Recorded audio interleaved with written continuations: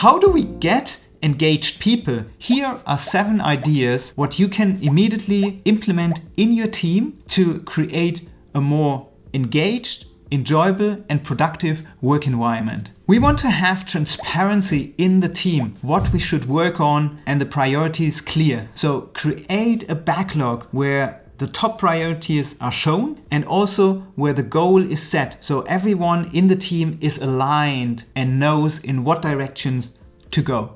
Second, appreciate successes in your team. And like Sean Aker says, implement the happiness advantage with the 2-minute appreciation. And I will share the link how it works in the description. The third idea is to inspect your work so that you are clear that your team is working on the things which creates the most outcome for your team and your organization. And 2 cool meetings for this are called Review meeting, where you share your work to stakeholders, and a retrospective, where you internally think about how can we improve our work. Think about the 3 intrinsic motivators, what drives people, and according to Dan Pink, they are autonomy, mastery, and purpose. So how do we create autonomy?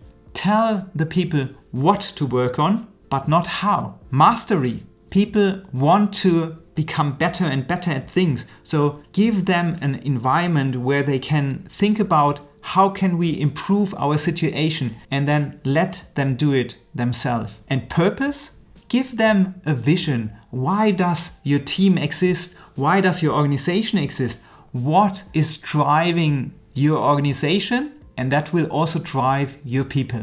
Number 5, adapt. So continuously improve and use the concept of marginal gains. I will share an article how 1% improvement led to Olympic gold, and also check out my other video where I talk about marginal gains. Number 6, create a psychological safe work environment where people feel valued and trusted.